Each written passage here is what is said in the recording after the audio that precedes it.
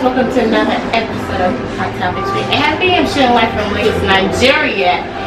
Skinny Girl of Transit fan getting here because I have with me today Abimbola. Craig. It's such an honor to have you on the show. Oh, thank you, sir. How are you today? I'm okay. I'm feeling the natural hair vibes. Well, let's talk about this hair. Let's just keep it moving real quick. So let's get right into the interview. So it's only right to start from the beginning. Who is Abimbola Craig? I'm a small girl. Yeah. A small girl just trying to make a living. No, oh, I've never been asked that before. Who is Abimbola Craig? Who am I? I am middle child, born to late engineer Festus Craig, which my dad is full name, and barrister Mrs. Rolly Craig. I am 30. I'm a lot of things. I'm a producer, I'm a lawyer, sometimes I do direct, sometimes I do come up with content, I'm a recent actor. Yeah, that leads me to my next question. So you have a degree in law and you practiced for some years. You did practice, yes, I did. I still practice actually. I just Really? How many things do you do? I like to say practice. You understand what I mean? Oh, okay. Okay. That's allowed. So what attracted you to begin a career in like acting, producing, and all that? So in producing, I was working on a law firm and I was decent. It was an amazing law firm. Shout out to Screams as a time. But I woke up one morning feeling like I wasn't where I was meant to be. Not saying where I'm at now is necessarily where I'm meant to be, but I'm getting there. Yeah. So I just naturally, I didn't have a goal for life. I was doing my work, I was getting my work done. There was no excitement. You know when you get to work and you just sing troll over and over again. I feel that way every day right now. And I was like, there has to be more to life. You understand? Because Lagos in itself is crazy and stressful. I can't be that stressed out in my head. So yeah, I just took a risk. I said I was leaving. I left. I heard they were hiring a Danny for social media position. And I went to apply for it, and from social media, which I never got actually, signed me up as an associate producer to producer. And so you never got the job. So how did you get into it? So what had happened was during the interview, I explained to her where I was coming from, what I like to do, what I think I'm capable of doing, and she saw something in me and said, you know what, I went to university. I'm not gonna hire you as a social media person. You seem like you're good at taking directions, giving directions. You seem like you're creative enough. I'm gonna hire you as an associate producer. And that was it. Not everybody is as lucky as you are. Girl, I keep telling people, it's God that ordained my footsteps because I can't explain it. That's really amazing. So let's talk about Skinny Girl in Transit. So my ex-boyfriend actually put me onto it. I used to say it. I always said, and I'm like, what's Skinny Girl in Transit? You know, and he was like, go see. And ever since that, I can't stop. Like, I'm always like at work. I hope my matches not said. I'm always at work and I'm like waiting for the next episode to drop. And once it drops, that's all I do. Like, and then I start over again, and I love it. Like, I'm a big fan, and a lot of people are, because they're like, oh my god, next episode, let me go watch it. So now, how did that start? Like, obviously, you said you were a producer. I actually read online where you said you actually were supposed to produce that show. Exactly. So how did you get into the acting?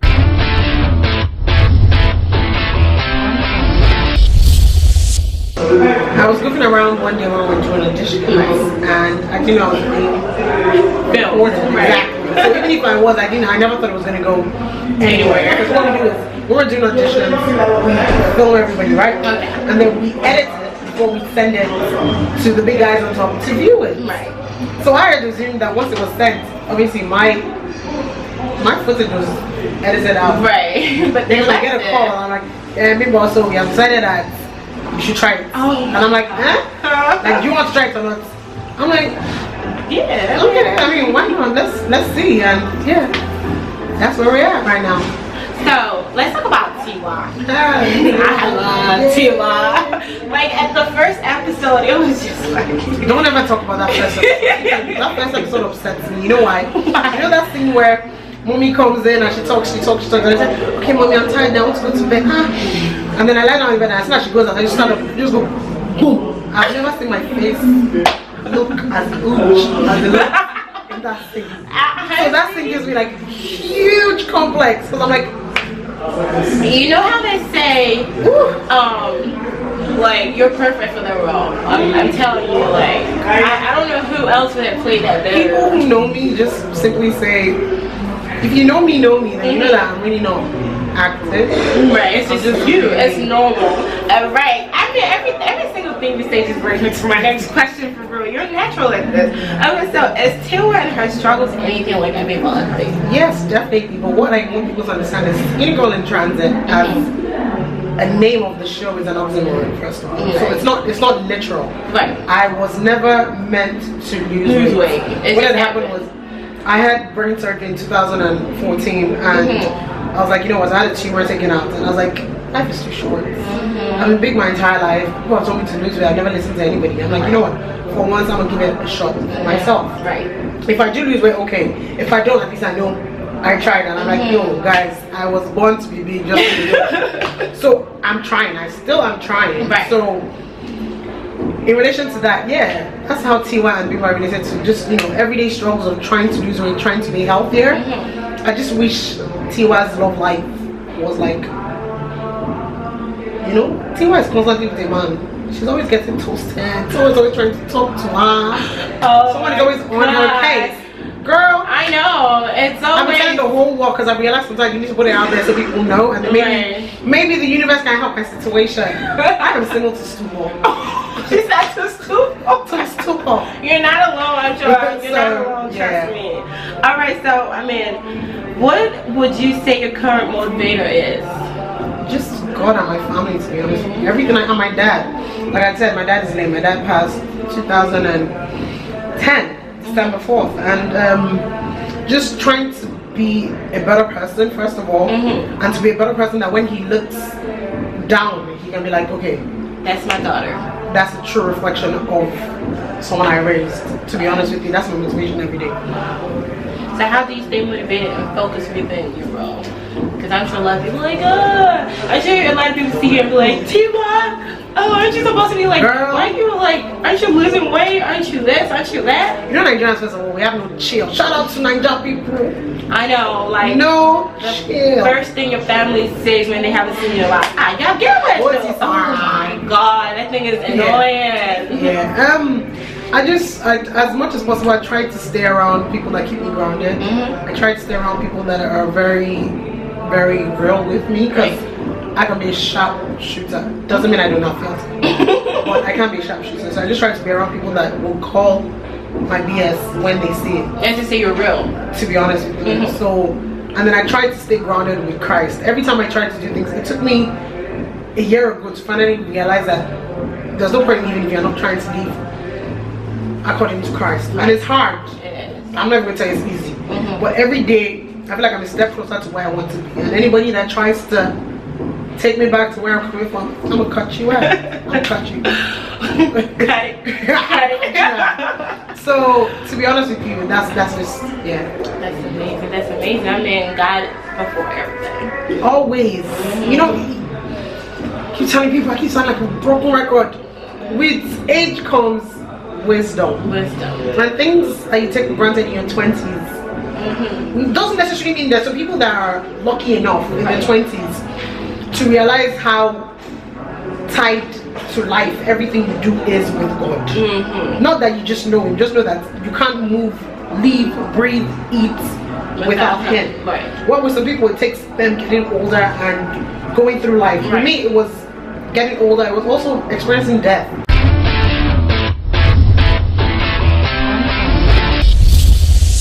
I can tell you, death, once you go through that kind of death of a parent or anybody very, really close to you, it hits you in a way that you can't explain. You just see life in a totally different way. So that just hits you and you're like, oh my God, I'm finishing your standard. That's what Abimbolas do. Yes. Oh my God. So how do you evaluate your success within your role? I know some people are like their worst critic. Like they just, I'm like, I don't like that. I don't, you know, how do you evaluate your success? Like, what's the growth of Tiwa from season 1 to season 3 and now you're shooting season 4? To be honest with you, I don't know, and I'm being honest. When people walk up to me most times, I'm like, you guys, are you that invested in the show? When people send me yes, we messages are. like, you motivate me, inspire me, I'm like, dude, it's not that deep. Because that's what you think. That's the thing. Because that's the way I see things. I just see things level. So I really can't say the growth in relation to the fact that, well, I mean, most obviously it's okay. Tiwa has lost weight. Apart from that, her personality keeps getting better. It's also more identifiable because I realize how much people it touches. So as much as possible, when we sit down and we're coming up with synopsis for the scripting, we all try to be as realistic as possible. Yes, nobody's trying to throw in fake anything. We're trying to let you know that these situations happen, and as much as possible, hopefully from watching the show you can learn something from it. So, you know, especially I love the way Tiwa, I love her self-confidence. I love her self-confidence. Hey, I don't know if I call it self-confidence. Well, I just call it her being bold. I think it is. To damn the consequences and be like, I'm gonna be true to I think being bold is self-confidence. I think so. She's getting there. Yes, I love it. I love it. And especially having an annoying, she's sweet and annoying, sweet little sister, Charlotte. In real life, Sharon is sweet and annoying. I love you, baby girl. You know, I love you. I cannot function without you. But Sharon, oh Jesus.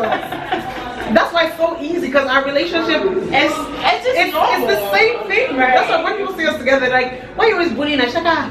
That's what she always does me. But I know it's love. It's, you know, it's gonna go with one family. Yes, I see that. And how is Mama Tiwa? Hey, I spoke to her today. Drama Mama.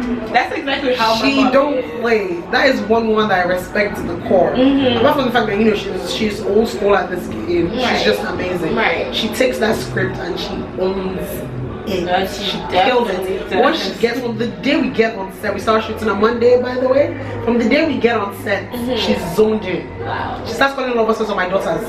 The minute Ayola, who plays Mide, walks into the house and she's like, Mide, what are you doing here? Why are you here to disturb my children?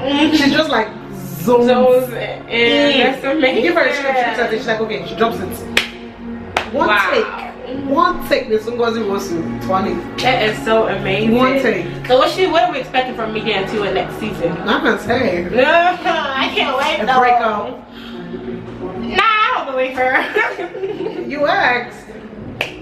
A breakup. I don't know from who you're gonna see a breakup. You always break up. Y'all hearts are gonna be broken.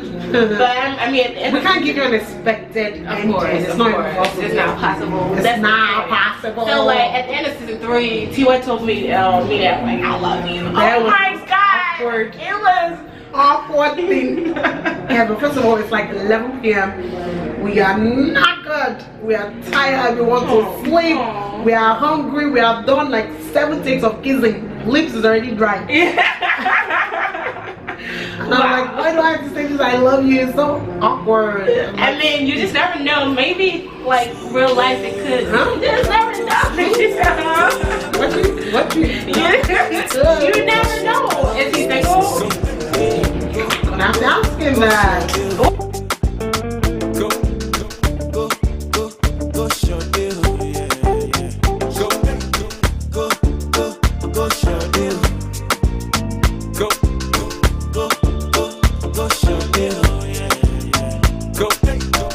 Another man food is another man poison. Go, yeah. Monkey no fine, but in my mind like.